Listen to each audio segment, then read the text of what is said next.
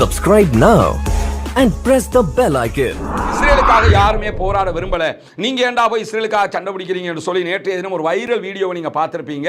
அதாவது அமெரிக்காவினுடைய குடியரசுக் கட்சி செனட்டர் டிம் ஷீஹி பேசிக் கொண்டிருக்கக்கூடிய சூழல்ல இந்த யுத்தத்தில் அமெரிக்காவினுடைய இழப்பு எல்லாமே இஸ்ரேலுக்கு வர வேண்டிய இழப்பு, ஆனா அமெரிக்காவுக்கு வந்து கொண்டிருக்கிறது. அமெரிக்கா தேவையில்லாமல் தலையிட்ட காரணத்தினால தான் இவ்வளவு இழப்புகள் அவர்களுக்கு வருகிறது என்பதை நம்ம புரிந்து கொள்ளுகிற அதே நேரத்தில் நேற்றைய தினம் கொரம்ஷேர் 4 அட்டாக் பண்ணியிருக்கிறாங்க. கொரம்ஷேர் என்கிற ஒரு ஏவுகணை, அதனுடைய 4ஆம் தலைமுறை ஏவுகணை அட்டாக் நடத்தி இருக்கிறாங்க.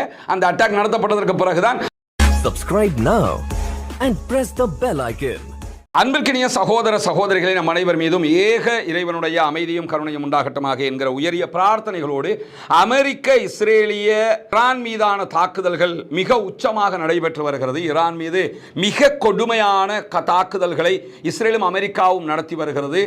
இன்றைய தினம் வரைக்கும் 1000க்கும் மேற்பட்ட அப்பாவிகள் ஈரானிலே கொல்லப்பட்டிருக்கிறார்கள். அதிலே 300க்கும் மேற்பட்டவர்கள் அப்பாவி குழந்தைகள் என்கிற செய்திகள் வெளியாகி கொண்டிருக்கக்கூடிய சூழல்ல ஈரானும் அதற்கு பதிலடியாக இஸ்ரேல் மேல மிக கொடுமையான தாக்குதல்களை நடத்துகிற அதே நேரத்தில் இஸ்ரேலோடு சேர்த்து அமெரிக்காவினுடைய ராணுவ தளங்கள் எங்கெல்லாம் இருக்கிறதோ அந்த தளங்கள் மீதெல்லாம் மிக கடுமையான தாக்குதல்களை ஈரானும் நடத்தி வருகிறது என்கிற செய்திகள் வெளியாகி வரக்கூடிய சூழலில் இன்றைக்கு வெளியாகி இருக்கக்கூடிய மிக முக்கியமான செய்திகள் தான்.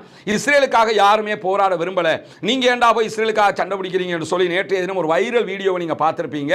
அதாவது அமெரிக்காவினுடைய குடியரசுக் கட்சி செனட்டர் டிம் ஷீஹி பேசிக் கொண்டிருக்கக்கூடிய சூழலில் அங்கிருந்த முன்னாள் ராணுவ அதிகாரி ஒருவர் எழுந்து சப்தம் போட்டு, அமெரிக்கா எதுக்கடா போய் இஸ்ரேலோட சண்டை பிடிக்கிறீங்க, நாங்க அமெரிக்காக்காரங்க யாராவது சொன்னமா இஸ்ரேலுக்காக போய் ஈரானோட சண்டை பிடிக்க சொல்லி, ஏன் ஈரானை நீங்க அழிக்க பார்க்கிறீங்கன்னு சொல்லிட்டு பாலஸ்தீனத்தில் நீங்க செஞ்சது போதாதான்னு ஃப்ரீ பாலஸ்டைன் என்று அவர் கத்தும் போதெல்லாம் அவரை இழுத்துக்கிட்டு போய் அவருடைய கையையும் உடைத்திருக்கிறார்கள் என்கிற செய்திகள் வெளியாகி இருக்கிறது. எனவே அமெரிக்கா முழுவதுமே இந்த எதிர்ப்பலைகள் மீண்டும் ஆரம்பித்திருக்கிறது. ஏற்கனவே இஸ்ரேலா யாரு, ஜியோனிஸ்டா யாருங்கிறது எல்லா மக்களுக்குமே தெரிய வந்துருச்சு. இப்பொழுதும் அது தெரிய வரப்போகிறது இந்த யுத்தத்தின் மூலமாக என்பதையும் புரிந்து கொள்ள முடிகிறது. இந்த சம்பவம் எவ்வளவு பெரிய தாக்கம்னா, அமெரிக்கா டொனால்ட் ட்ரம்ப் கேட்கறாங்க, அமெரிக்க மக்கள் இந்த யுத்தத்துக்கு விருப்பம் இல்லையாம் என்னும்போது யார் சொன்னா, எல்லாருமே விரும்பி தான் நாங்கள் பண்ணிக்கிட்டு இருக்கிறோம் அப்படின்னு சொல்லி அந்த வளம மாறி ஒரு உருட்டி இருக்கிறாரு. அமெரிக்காவுக்குள்ள எடுக்கக்கூடிய கருத்து கணிப்புகள் எல்லாமே இஸ்ரேலுக்கு எதிரான கருத்து கணிப்புகளாக, இந்த யுத்தத்திற்கு எதிரான கருத்து கணிப்புகளாக மாறி இருப்பதையும் நம்ம புரிந்து கொள்ள முடியும். இப்படியான சூழலில் தான் இன்றைக்கு வெளியாகி இருக்கக்கூடிய ஒரு முக்கியமான செய்தி பிரகாரம் இன்றைக்கு காலையிலேயே பஹ்ரைனுடைய தலைநகர் மனாமா பகுதிகளில் இருக்கக்கூடிய இஸ்ரேலிய தூதரகத்தை இலக்கு வைத்து இன்றைக்கு ஈரான் மிக கடுமையான தாக்குதல்களை நடத்தி இருக்கிறது. பஹ்ரைனுடைய தலைநகரில் இருக்கக்கூடிய இஸ்ரேலிய தூதுவராலயம் தாக்குதலுக்குள்ளாகி இருக்கிற அதே நேரம் சவுதி அரேபியா மேலே ஏவப்பட்ட 3 ட்ரோன்களை சவுதி அரேபியா தடுத்து நிறுத்தி இருக்கிறது என்கிற செய்திகளையும் இன்றைக்கு சவுதி அரேபியா வெளியிட்டிருக்கிறது.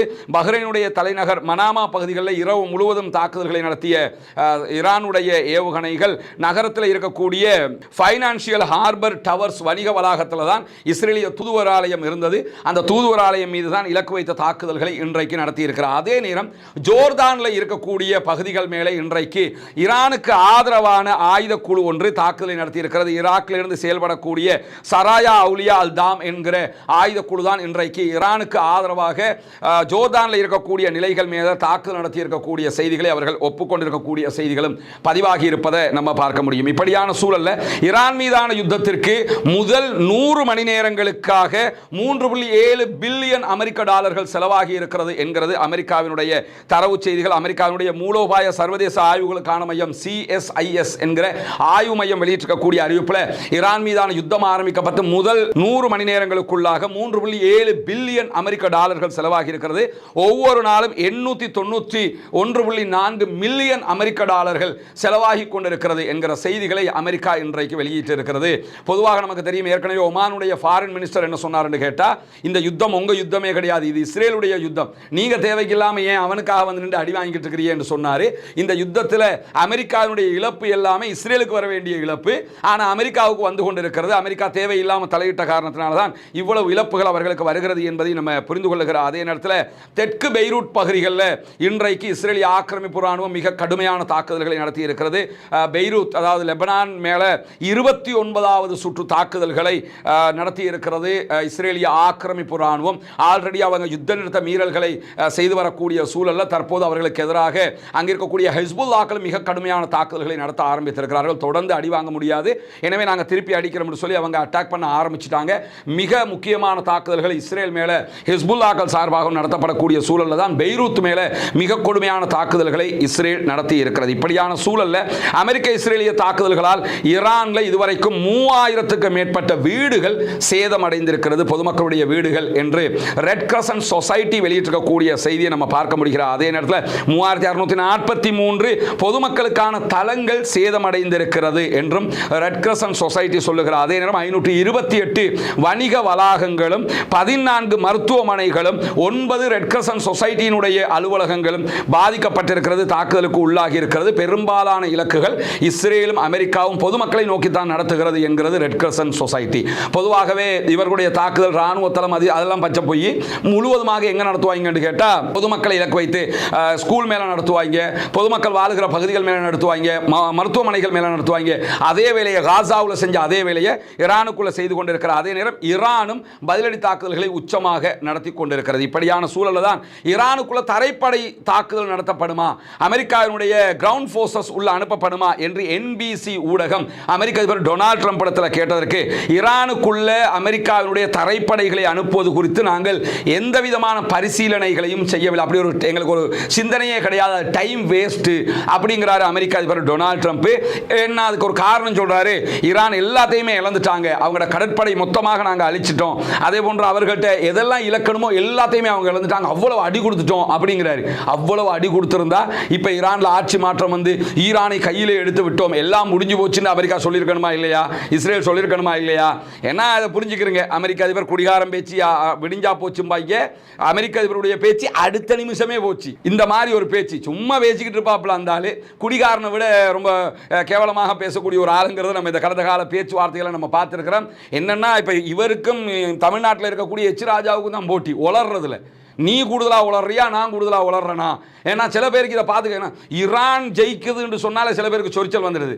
என்னன்னு கேட்டால் அது எப்படி ஈரான் ஜெயிக்குது, ஜெயிக்கிறேன்னு தானே சொல்ல முடியும். அவனோட நாட்டுக்குள்ள கடுமையான தாக்குதலை இஸ்ரேலும் அமெரிக்காவும் நடத்துது, அதை நாங்கள் மறுக்கவே இல்லை.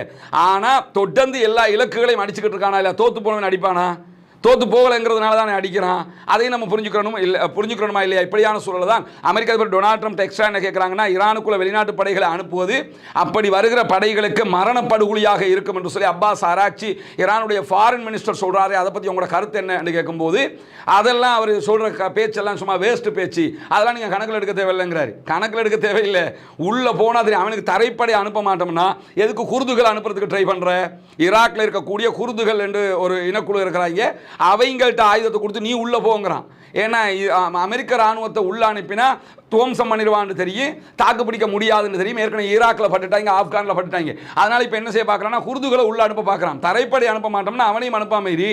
அப்போ என்ன அர்த்தம் கேட்டால், நம்ம போனால் செத்துருவோம், அவனை அனுப்பிவிடுவோம் காசை கொடுத்து சாகுன்னு சொல்லி, அவங்களும் காசை வாங்கிட்டு சாகிறதுக்கு தயாராக இருக்கக்கூடிய ஒரு லூசு கூட்டம்ங்கிறதுனால அந்த வேலையை செய்வதற்கு தயாராகிறார்கள் என்பதையும் நம்ம புரிந்து கொள்கிறோம். அதே நேரத்தில் ஈரானை எல்லாத்தையும் அழிச்சிட்டோம், கடற்படை அழிச்சிட்டோம் அப்படின்லாம் சொல்கிறார்ல, IRGC ஒரு அறிவிப்பு கொடுத்துருக்கிறான். IRGCயினுடைய அறிவிப்பில், ஈரானுடைய புரட்சிகர காவலர் பிரிவினுடைய அறிவிப்பில் என்ன சொல்கிறாங்கன்னு கேட்டால், நீண்ட காலம் ஒரு நீண்ட நெடிய யுத்தத்தை எதிர்கொள்வதற்கு நாங்கள் எப்பொழுதுமே தயாராக இருக்கிறோம். ஈரான் ஒரு நீண்ட போருக்கு தயாராகவே இருக்கிறது.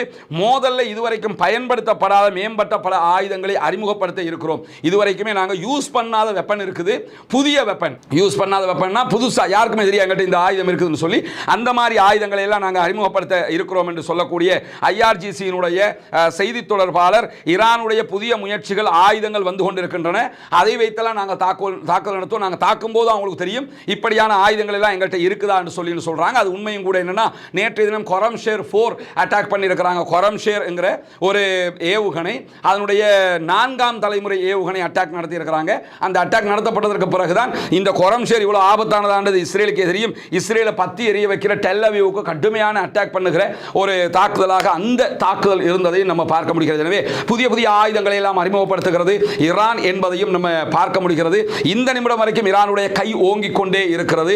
ஈரான் ஆக்கிரமிப்பாளர்களை எதிர்த்து நிற்கிறது என்பதை நாம் துல்லியமாக புரிந்து கொள்ள முடியும். பொறுத்திருந்து பார்ப்போம் என்னவெல்லாம் நடக்கிறது என்பதை. ஆக்கிரமிப்பாளர்கள் பின்வாங்க வேண்டும், ஆக்கிரமிப்புகள் நிறுத்தப்பட வேண்டும், யுத்தங்கள் நிறுத்தப்பட வேண்டும், சண்டைகள் நிறுத்தப்பட வேண்டும், சமாதானம் தலைத்தோங்க வேண்டும், ஈரான் மீதான ஆக்கிரமிப்பு நிறுத்தப்பட வேண்டும், மத்திய கிழக்கு அமைதி பெற வேண்டும், மத்திய கிழக்கிலே தாக்குதல்கள் நிறுத்தப்பட்டு அமைதி பூங்காவாக மத்திய கிழக்கு முழு உலகம் மாற வேண்டும் என்கிற உயரிய பிரார்த்தனைகளோடு ஆக்கிரமிப்பாளர்களுக்கு எதிராக எப்போதும் ஜனநாயக ரீதியாக குரல் எழுப்புவோமாக. புனிதமிக்க ரமதானுடைய மாதத்திலே ஆக்கிரமிப்பாளர்களுக்கு எதிராக பிரார்த்தனை செய்வோமாக என்கிற கோரிக்கைகளோடு முடித்துக் கொள்கிறேன். வாஹர் தஅவானா அல்ஹம்துலில்லாஹி ரப்பில் ஆலமீன்.